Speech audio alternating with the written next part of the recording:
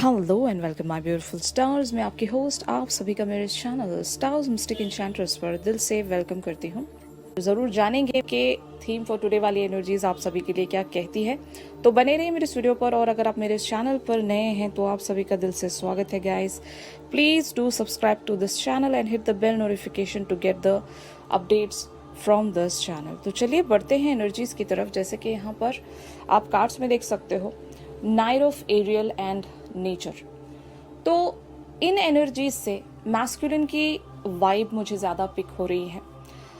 इनकी लाइफ में इन्होंने हो सकता है अपने प्लान को रेडी रखा होगा किसी पर्टिकुलर से डायरेक्शन की तरफ आगे बढ़ने के लिए, लेकिन वो जो एक बोलते हैं ना, एक नेचुरल आपको जब तक पुश नहीं मिलता यूनिवर्स की तरफ से, आपको जब तक वो पुश नहीं मिलता, आप एक मोटिवेशन अपने अंदर सेंस नहीं कर पाते। और मैंने आपको एक बात वैसे भी बताई हुई है, काफ़ी टाइम मैंने बताया हुआ है कि जब तक वो डिवाइन टाइमिंग आपकी लाइफ में नहीं आती, समझ लो कि अगर आप अपने प्लान के साथ रेडी हैं, सब कुछ पूरी तरीके से एवरीथिंग इज डन, लेकिन फिर भी वो मोटिवेशन आपके अंदर सेंस नहीं हो रहा होता।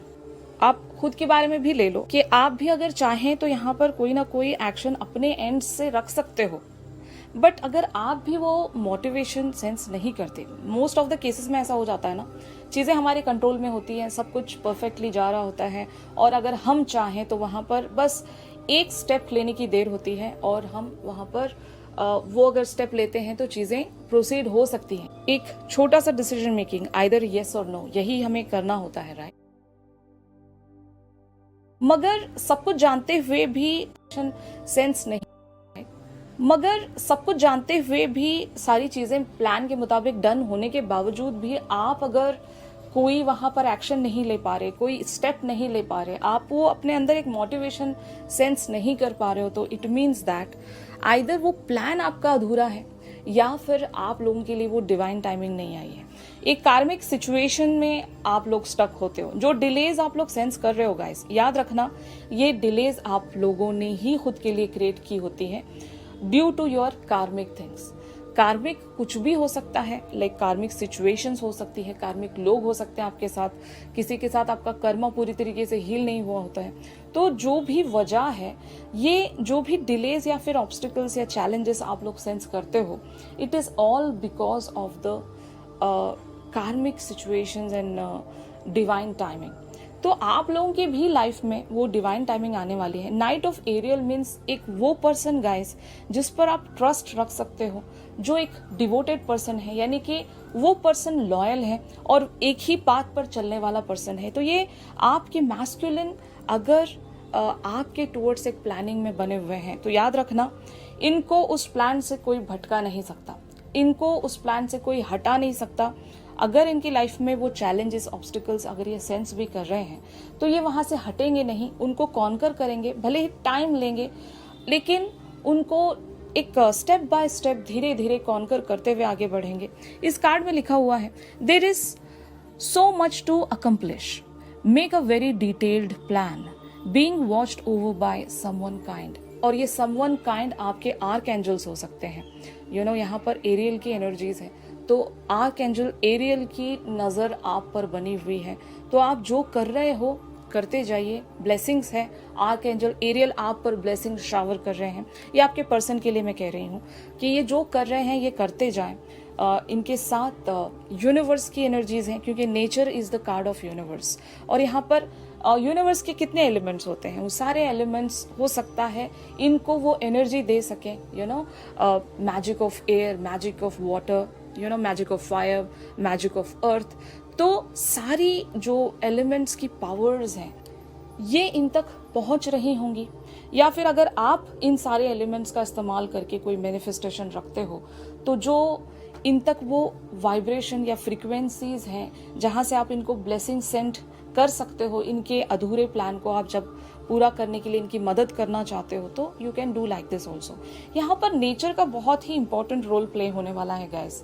आपने देखा होगा काफ़ी टाइम से अगर चीज़ें स्टैग्नेंट वे में प्रोसीड हो रही हैं, लेकिन फिर भी ये होप क्यों है आपको, ये जो उम्मीद आप अपने दिल में रखते हो ये क्यों है? इसको तो खत्म हो जाना चाहिए था, आपको कहीं और किसी और डायरेक्शन में प्रोसीड हो जाना चाहिए था। मतलब ऐसा ही एक लाइक लॉ ऑफ यूनिवर्स है ना, जब कुछ चीज़ें खत्म हो जाती हैं तभी हमारी लाइफ में कुछ नया शुरू हो जाता है। लेकिन यहाँ पर आपने देखा होगा कुछ नया बिगिन ही नहीं हो रहा है, आप जहाँ पर स्टक थे वहीं पर स्टक बैठे हुए हो। आपको वो मोटिवेशन मिलती ही नहीं है कि हम आप या आपके पर्सन कहीं आगे जाएं, मतलब किसी और डायरेक्शन को प्रोसीड करें, नहीं कर पाते हो। ऐसा क्यों होता है? I am just letting you know कि इस पर्सन के साथ आपका एक अनफिनिश्ड सिम्फनी अभी भी बचता है। इस पर्सन के साथ सब कुछ खत्म नहीं हुआ। अगर आप दोनों एक ऑन एंड ऑफ सिचुएशन में बने हुए हो तो वजह यही है कि बार बार इनका कमबैक करना आपकी लाइफ में, या फिर आपका इनकी लाइफ में बार बार कमबैक करना, या फिर वो कभी ना टूटने वाला बॉन्ड आप इनके सामने शायद प्रेजेंट करते होंगे।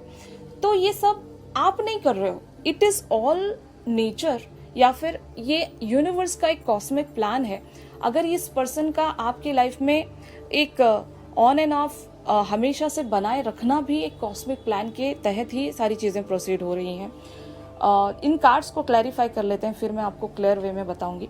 जैसे कि यहाँ पर आप कार्ड्स में देख सकते हो 7 of cups, justice, S of pentacles and king of pentacles. जैसे कि मैंने कहा, ये भी कंफ्यूज्ड है कि ये जो बार बार एक ऑन एंड ऑफ, या फिर इनकी आपकी लाइफ में भी कोई नई सिचुएशन आनी चाहिए किसी और प्लान को लेकर, किसी और डायरेक्शन को लेकर, वो नहीं आती है क्योंकि यहाँ पर जस्टिस वाली एनर्जीज हैं। अभी भी आप लोगों को एक दूसरे के साथ एक गिव एंड टेक रखना पड़ेगा। मतलब कुछ इम्बैलेंस रहा है, आपने आइदर इनको कुछ देना है या फिर इस पर्सन ने आपको कुछ देना है। इवन एक कहते हैं ना, एनर्जी एक्सचेंज अभी भी बाकी है। एनर्जी एक्सचेंज भी अगर हमारा किसी पर्सन के साथ बच रहा होता है तो वो पर्सन हमारी लाइफ से पूरी तरीके से जाते नहीं, और आपका इस पर्सन पर इस तरीके से स्टक होने का मीनिंग ही यही है कि इनके साथ अभी भी आपका कुछ गिव एंड टेक बाकी है। तो अपने आप पर वो एक ब्लेम मत रखिएगा कि मैं यहाँ से क्यों नहीं निकल पाती हूँ, इस पर्सन ने मेरे साथ ये किया वो किया बट फिर भी मैं नहीं जा पाती हूँ या नहीं जा पाता हूँ।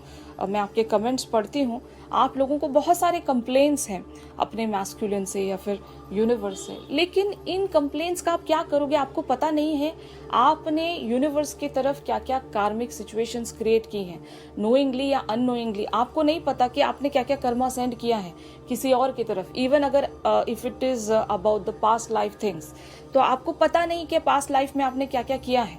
तो इस जन्म में जब आप आए हो, आपको पेन नजर आ रहा है। बहुत लोग इनकार्नेशन पर बिलीव नहीं रखते, जन्मों से जन्मों में स्टेप इन करना ये बिलीव नहीं रखते बहुत लोग, मैंने देखा है।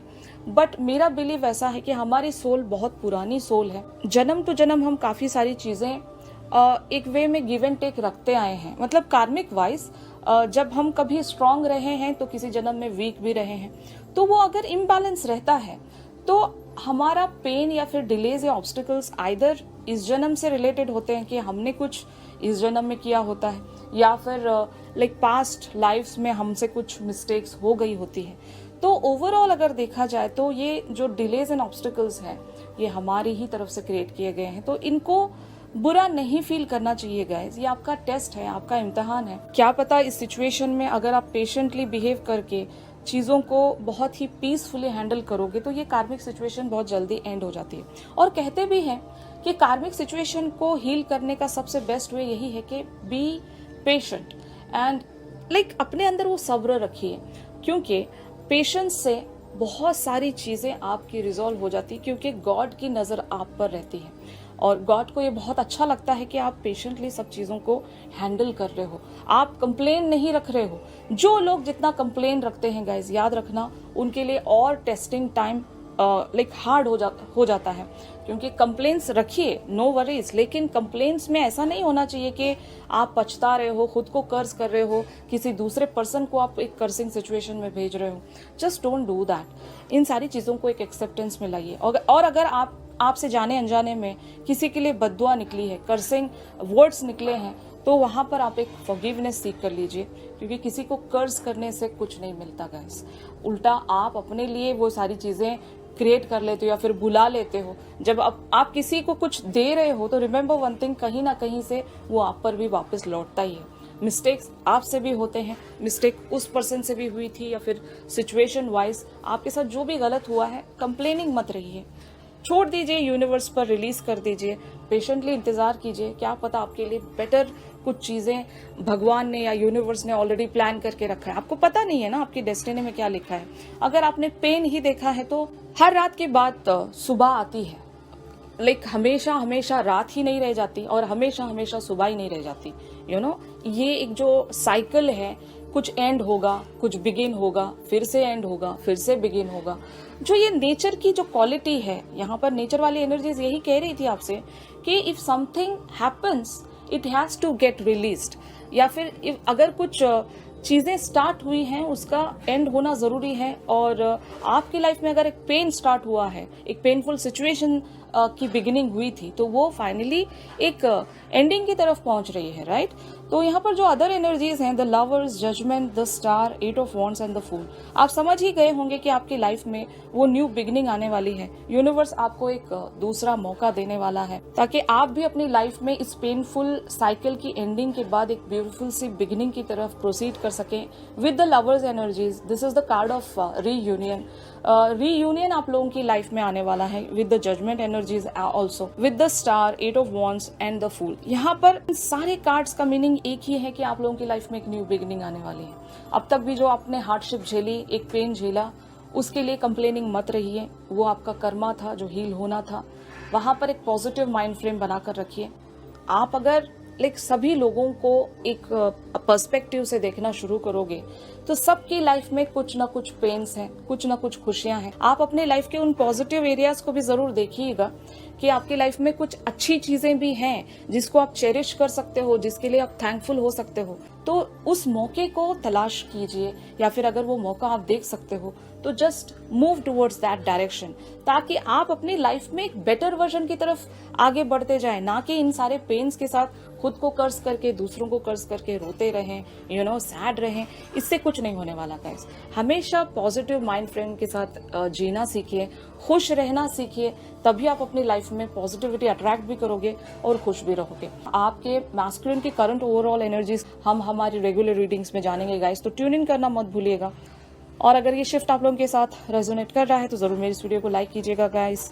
अगर आप मुझसे प्राइवेट सेशन सीख कर रहे हो तो मेरी दी गई कॉन्टैक्ट डिटेल्स पर आप लोग मुझसे कॉन्टैक्ट कर सकते हो। तो चलिए मिलते हैं अपनी अगली रीडिंग्स में, तब तक के लिए आप सभी अपना ख्याल रखिए, stay positive, stay safe, God bless you all, take care, bye bye.